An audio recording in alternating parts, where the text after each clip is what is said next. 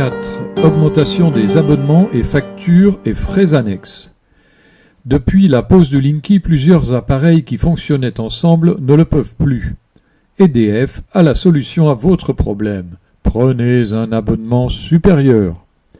Avant, les factures étaient calculées en kWh, désormais elles le seront en kVA/h, possibilité d'augmentation. Augmentation du TURP, c'est la taxe d'acheminement du courant, afin de payer le compteur capteur, soi-disant gratuit, valant 130 €. Le renseignement provient de la Cour des comptes. Le compteur capteur de données délire parfois et des sommes astronomiques sont alors réclamées. Ceci est dû au fait qu'il y a beaucoup de composants électroniques à l'intérieur et certaines fois ils dysfonctionnent. La consommation de certains appareils sera facturée plus cher. Alors on voit sur ce tableau que selon les appareils, le kVA correspond au kilowatt. Pour les fours, les résistances électriques notamment. Mais d'un autre côté, pour les lampes à économie d'énergie, là c'est différent. Une consommation en kVA sera plus chère que en kilowatts. 5e point, l'aberration écologique et financière. Destruction de 35 millions de compteurs en état de marche. 35 millions de compteurs en état de marche. Installation des compteurs prétendus gratuite et d'un coût estimé à 5,7 millions d'euros selon la Cour des comptes, en réalité presque 8, et à la charge des utilisateurs qui n'ont rien demandé et à qui l'on ment sur la gratuité. Les Linky ont une durée de vie de 8 années contre 60 ans, disons en moyenne, pour les compteurs bleus, certains même 80 ans. Cela signifie qu'il va falloir les changer tous les 8 ans, à nos frais. Mise au chômage des agents chargés de relever les compteurs qui pouvaient, lors de leur passage, aider quelques personnes âgées ou seules à changer une ampoule ou autre menu service. Le facteur humain est balayé. Cela s'appelle un progrès. Le comportement voyou de certains poseurs.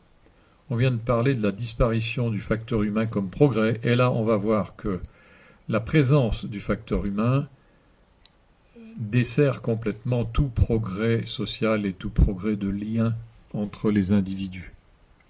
Rappelez-moi un petit peu comment ça s'est passé, ce qui s'est passé. Alors j'ai eu plusieurs visites d'installateurs Linky le mois de juin. Bon, ils revenaient à la charge à peu près tous les 15 jours avec un nouveau, ou des fois en équipe.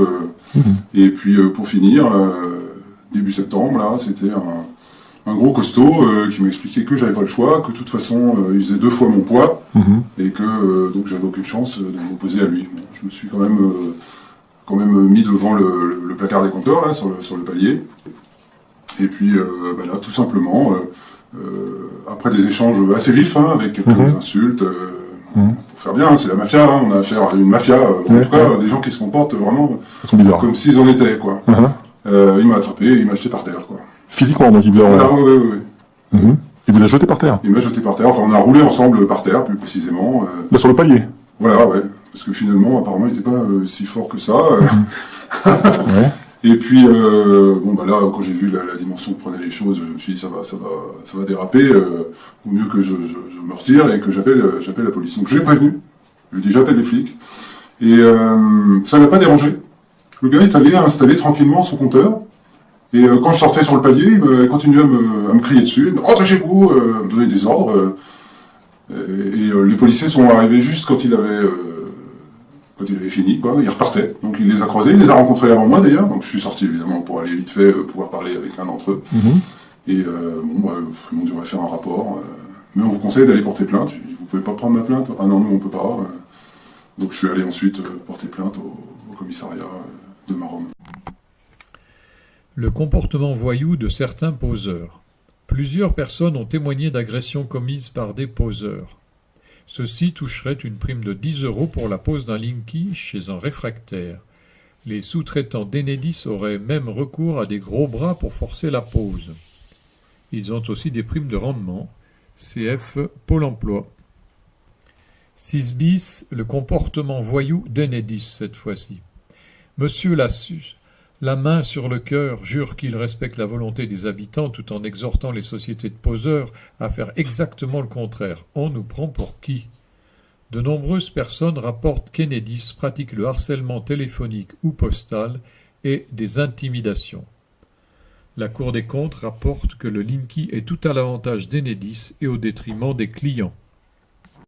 Consigne d'Enedis aux poseurs avant 2017. Alors on ne va pas lire tout, vous pouvez mettre sur pause pour prendre le temps de détailler, je vais simplement en lire un en passant. Cadenas et affiche sur le compteur ou le coffret ou la gaine. La consigne qui est donnée dans ce cas-là, c'est ne pas tenir compte des affiches, casser le cadenas si besoin et remplacer les compteurs. Accès au compteur ou à la propriété impossible du fait d'un obstacle, par exemple portail fermé à clé, grille fermée à clé, murée. Consigne, tentez d'obtenir que le client ou les autres habitants du logement de la copropriété vous ouvrent. Recherchez une sonnette, toquez à la porte. Si impossible, faire demi-tour. Compteur à considérer comme inaccessible, prise de rendez-vous nécessaire. Les nouvelles directives aux poseurs depuis 2017.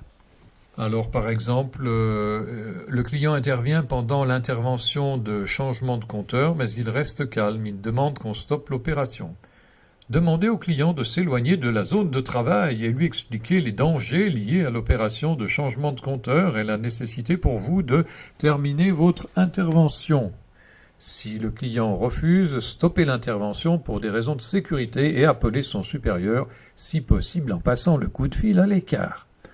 Essayez ensuite de comprendre les raisons de l'opposition client. En fonction, essayez de le convaincre en utilisant les arguments de la fiche 2. L'invitez à appeler le service client Linky pour avoir de plus amples informations. Pour info, il n'est pas possible de déposer un compteur Linky déjà installé. En aucun cas n'est réinstallé un compteur CBE. Alors, les nouvelles directives aux poseurs depuis 2017, 2 sur 3. Alors, le client est agressif, exprime des émotions fortes, stress, angoisse, pleure, pose de nombreuses questions. Consigne, faire preuve de patience et garder son calme. Expliquez calmement au client que vous avez le droit de procéder au changement de compteur. Répondre aux questions du client si vous connaissez les réponses. CF la fiche 2. Encouragez le client à téléphoner au service client Linky afin qu'il obtienne toutes les réponses à ses questions.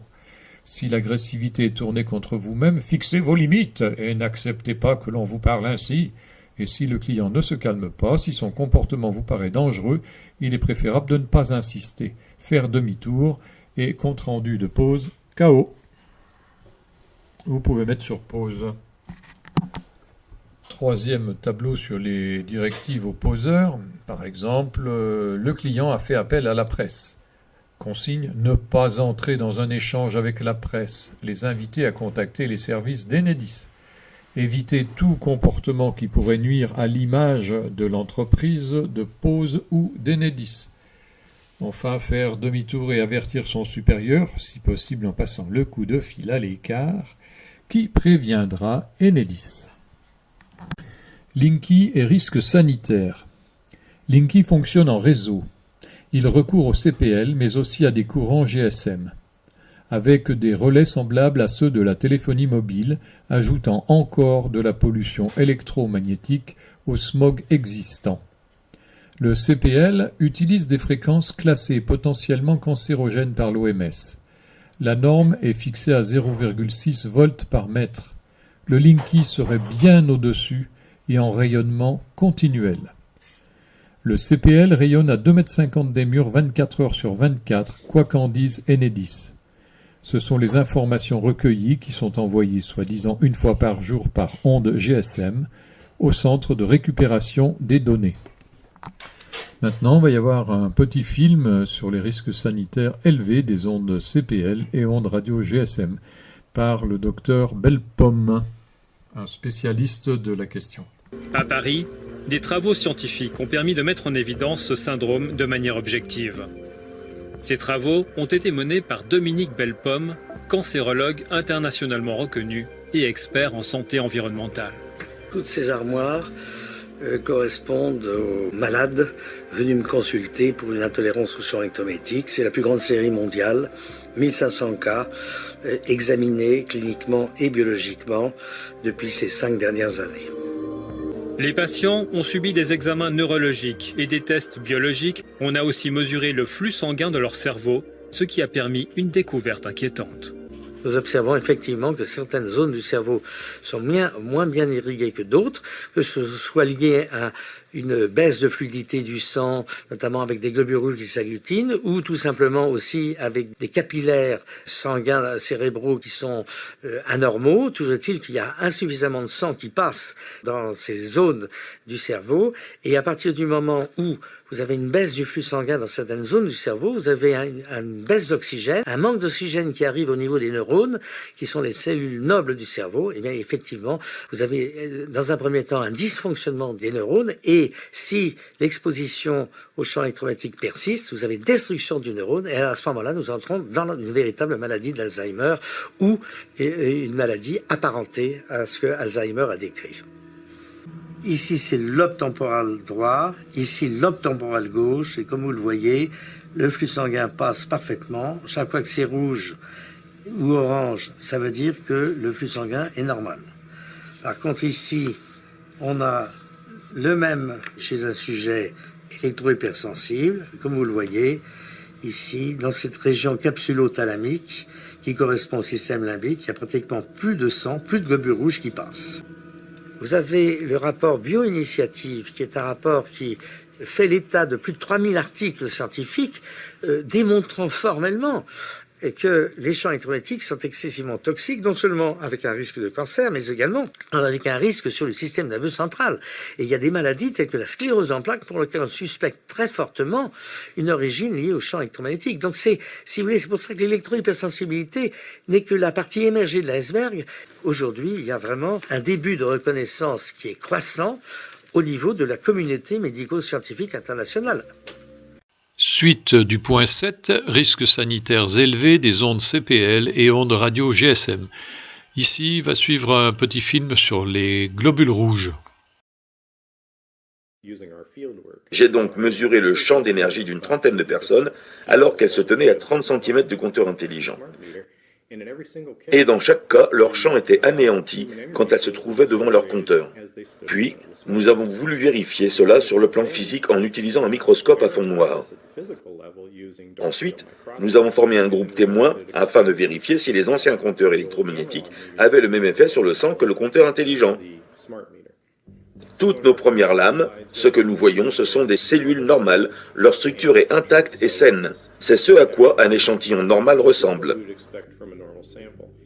Quand les sujets se tiennent à 30 cm devant le compteur analogique, il n'y a aucun changement significatif dans les 3 échantillons de sang que nous avons testés. Dans la seconde série de tests, nous utilisons le compteur intelligent. Avant l'exposition, nous voyons la même chose que nous avions dans le premier échantillon. Des parois cellulaires normales, assez bien séparées et d'apparence saine. Après 2 minutes d'exposition à 30 cm d'un compteur intelligent, ce que nous observons est totalement différent. Dans le premier échantillon, on voit une grande dégradation dans les cellules. Les parois cellulaires ont été brisées et l'on voit dans les cellules des changements appelés mycoplasmes. On voit une mutation de la cellule. Dans le deuxième échantillon, un autre type de dégradation des membranes cellulaires se voit. On peut voir des plissements ici. On les appelle une formation en capsule et c'est dû à de l'oxygénation ou à une exposition à des radicaux libres. Puis, en faisant l'échantillon de ce troisième sujet, il a fallu éloigner la personne du compteur intelligent après seulement 45 secondes car elle disait avoir un mal de tête de plus en plus violent. Et ici, vous voyez un phénomène appelé rouleau, où les globules rouges s'agglomèrent et il est alors très difficile pour le sang de transporter de l'oxygène au tissu. Chacun des échantillons présente des signes de dégradation. Chacun révèle un traumatisme subi par les cellules sanguines. Ceci est causé par quelque chose, et la seule variable est le compteur intelligent. La bonne nouvelle dans tout ça, c'est que le patient et le sang peuvent redevenir normaux une fois qu'ils ont été soustraits à l'influence de ces facteurs de stress. Sauf que livré à des expositions violentes ou prolongées, ou bien prolongées, on peut devenir électro-hypersensible. Et là, on ne revient pas en arrière.